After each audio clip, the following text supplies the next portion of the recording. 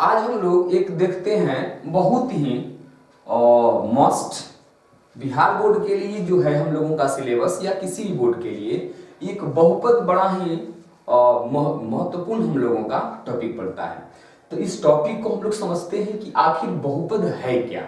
बहुपद का हम लोगों का ऑफलाइन क्लास में हम लोगों को जो है आज बेसिक चीज चला हुआ है। तो इस बेसिक चीज को हम लोग समझते हैं कि ये बहुपद होता कैसे है। देखो बाबू लोग, आप सभी लोगों ने पिछले क्लास में जो हम लोगों का जूनियर क्लास था उसमें सब लोगों ने आधार पढ़ लिया है। आधार, उसके बाद में घात पढ़ लिया है, उसके बाद में चर पढ़ लिया है, उसके बाद में अचर। लेकिन बहुपद का परिभाषा से पहले हम लोग इन सब के बारे में हम लोग छोटा सा एक देख लेते हैं। मतलब क्या, छोटा सा हम लोग लेते हैं स्मरण के रूप में। देखो बाबू लोग, मान लीजिए कि आपके पास में कोई बीजीय व्यंजक, बीजीय व्यंजक क्या है, तो अगर आप चर या अचर को किसी पद में आप लिख देते हो, जैसे मान लो ये हमारा हो गया x, यहां मैंने ले लिया 5, कुछ भी आप ले सकते हो। तो देखिए ये x और प्लस 5 ये बीजीय व्यंजक हो गए, ठीक है ना, जिसमें चर अचर दोनों का समावेश हो या सिंगल, क्या केवल चर हो या अचर हो, ये हमारा है क्या, एक बीजीय व्यंजक। और इस बीजीय व्यंजक में आप चर का या अचर का आप देखिए, मान लीजिए हमने यहां पर लिया हुआ है, कुछ ऐसे मैं लेता हूं, x मैंने यहां पर लिया और यहां मैंने और लगा दिया 5। अब ध्यान दीजिए, तो जो नीचे की तरफ है ना, ये हमारा कहलाएगा आधार, ठीक है, आधार जिसको लोग बेस बोलते हैं। चलिए बेस हम लोगों का हो गया, और इसके जो पावर दिखाई दे रहा है, ये पावर ये वाला, ये हमारा होगा घात, या इसको हम लोग घातांक भी कह सकते हैं। तो ये हमारा हो गया आधार और ये घात। अब देखो चर अचर क्या है, देखिए ऐसे राशि जिसके मान हमेशा बदलते रहते हो वो आपका हो जाता है चर मान। चर में क्या हो जाएंगे, ए से लेकर के जेड तक आप लोगों को चर होंगे। इसके अलावा और भी साइन कॉस टैन कॉट से कोसेक अल्फा बीटा गामा, ये सभी के सभी क्या है, ये चर है, ये हो जाते हैं। अचर का मतलब होता है कि जिसका वैल्यू नियत हो, वह राशि जिसका मान बदलता नहीं हो, वो आप लोगों का हो जाता है अचर। जितने आप लोगों ने प्राकृत संख्या, पूर्ण संख्या और पूर्णांक संख्या आप सब देख रहे हो, वो सभी के सभी क्या है, वो अचर है। तो आप लोगों ने आधार समझा, नीचे वाले को आधार बोलेंगे, ऊपर वाले को हम लोग घात बोलेंगे। देखिए ए से लेकर के जेड तक हमारा क्या हो गया, अचर, चर मान हो गया। और जितने भी प्राकृत ले लो, पूर्ण ले लो, पूर्णांक ले लो, जितनी हम संख्या को बात कर रहे हैं, ये सब के सब क्या है, ये अचर है। ये हमारा बेसिक चीज हो गया। हम लोगों को बात करना है किस चीज का, तो बहुपद का। बहुपद आखिर क्या चीज होता है, आइए थोड़ा सा हम लोग बहुपद का पहले समझते हैं।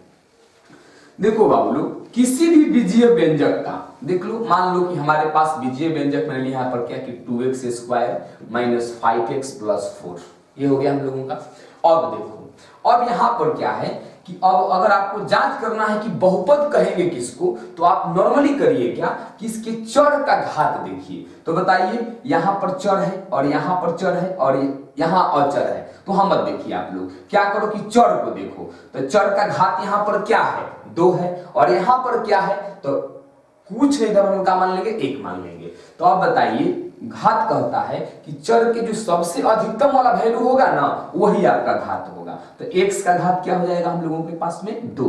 अब x का घात देखिए, इसमें आप लोगों को चिन्ह पावर में क्या दिख रहा है, पावर आपको कुछ नहीं दिखता है। तो आप लोगों ने पीछे पढ़ा है संख्याओं की संक्रिया में कि अगर किसी भी राशि में अगर कोई चिन्ह न दिखाई देता होगा, उसमें हमेशा मानते हैं धनात्मक। तो इसमें आपको क्या है, यहाँ धनात्मक यानी कि पॉजिटिव है। तो अगर चर का घात धनात्मक हो, अच्छा धनात्मक में क्या होना चाहिए, तो धनात्मक पूर्णांक हो। पहला बात क्या होना चाहिए, धनात्मक होना चाहिए, और दूसरा बात क्या होना चाहिए कि धनात्मक ये पूर्णांक होनी चाहिए।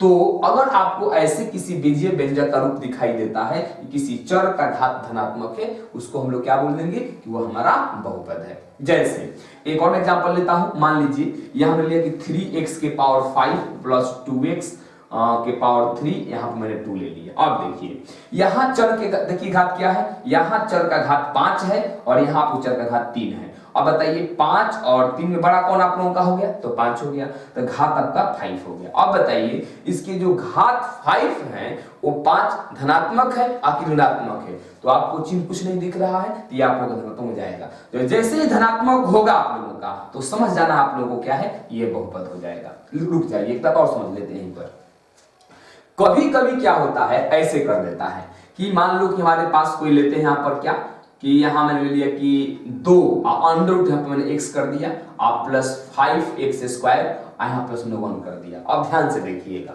अब यहाँ पर क्या है कि जो चर में है यहाँ पर क्या है, रूट लगा हुआ है। ऐसा क्वेश्चन, इस टाइप का क्वेश्चन आप देखिएगा बिहार बोर्ड में अक्सर करते हैं कि जांच करिए कि निम्नलिखित बहुपद है या नहीं है। समझिएगा इस चीज को, जैसे ही इसको हम लोग कन्वर्ट करेंगे तो 2 ज्यों का त्यों एक्स रहेगा, इस रूट को अगर हम लोग चेंज करेंगे ना बाबू लोग तो ये पावर बन जाता है। मतलब क्या, 1 यहाँ पर 2 होगा आप प्लस 5x के स्क्वायर आप प्लस 1। अब ध्यान दो, घात यहाँ 1/2 है और यहाँ x के पावर 2 है। अब ध्यान रखिए, अगर इस तरह का सिचुएशन बन जाता है कि अगर कहीं भी घात में धनात्मक तो है लेकिन बताओ ये 1/2 जो है 1/2 अब ये p/q के रूप में न हो गया, तो जैसे ही p/q के रूप में आता है तो बबुआ p/q क्या बताता है, परिमेय संख्या की तरफ ले जाता है ये, तब ये परिमेय संख्या हो गया। हमने क्या बताया है कि इसका जो घात होना चाहिए वो क्या होना चाहिए, धनात्मक पूर्णांक होना चाहिए। तो बताइए धनात्मक तो है लेकिन पूर्णांक तो नहीं ना है, तो जब पूर्णांक ना हो मतलब कि परिमेय संख्या आ जाए, अपरिमेय संख्या आ जाए या डेसिमल संख्या आ जाए तो उस सिचुएशन में क्या होगा कि यह जो बीजीय व्यंजक होगा वो आप लोगों का बहुपद नहीं होगा। तो बाबू लोग हमेशा देखते आ रहा हूं मैं कि बिहार बोर्ड में 1 क्वेश्चन 2 क्वेश्चन ऑब्जेक्टिव में पूछते रहता है कि जांच कीजिए कि कौन सा बहुपद है और कौन सा बहुपद नहीं है।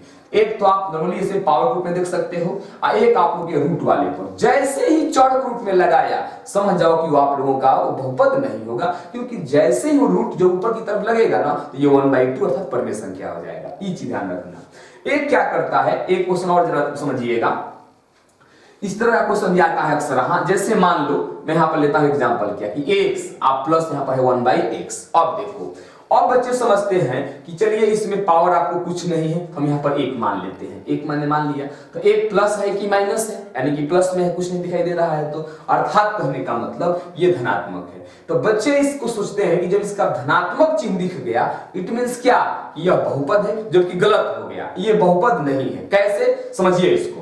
देखो ये क्या है कि यहां पर आप लोगों को x है, आप प्लस 1/x मतलब कि ये परिमेय संख्या के रूप में है और ये आपको परिमेय संख्या के रूप में नहीं है। तो आप करो क्या, इस सबसे पहले इसे भी परिमेय संख्या के रूप में बना लो। अब करो कि 1 का और x का हम लोग एलसीएम करके बटा पर का हम जोड़ कर देंगे, तो 1 और x का एलसीएम क्या बनता है, यहाँ पर x बन जाता। सिंपल सी बात है, x से डिवाइड करेंगे तो x एकम माने 1 से कटाएंगे तो x पर कट जाएगा और इस x से यहाँ पर गुना तो बन जाएगा ये x स्क्वायर प्लस x से ये खत्म होगा, यहाँ पर बन गया 1। और ध्यान दो हमारे पास क्या सिचुएशन कि x स्क्वायर प्लस 1, यहां भी बच्चे गलती करते हैं कि कहते हैं कि हाँ पावर 2 आ गया तो बहुपद हमारा है। नहीं, अभी भी सोचिए इसमें क्या है कि देखिए x स्क्वायर आप प्लस 1, ये जो आपको बटा हुआ चिन्ह दिख रहा है ना ये वाला, ये भाग का चिन्ह है। तो जैसे ही भाग को हम ऊपर ले जाएंगे तो गुना में हो जाएगा, तो x को भेजेंगे ऊपर की तरफ, तो ऊपर की तरफ जब जाएगा कितना x के पावर आप लोग हो गया कितना -1। डाउट क्या आप लोग हो, देखो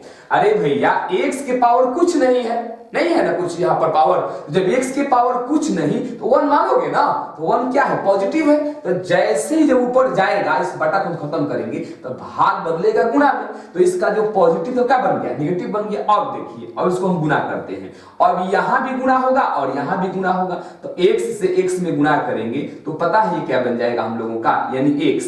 आप लोगों को पता होगा कि अगर आधार बराबर हो तो पावर को हम लोग जोड़ते हैं, तो देख लो प्लस और माइनस का माइनस हो जाएगा, यहाँ बन जाएगा हमारे पास 1। अब ये यहाँ गुना होगा तो यहाँ रहेगा प्लस। देखो इस चिन्ह का इसके पावर से कोई मतलब नहीं, ध्यान रखना। और x को करेंगे हम 1 में गुना तो कितना, x की पावर -1। आप लोग ध्यान से देख लीजिए।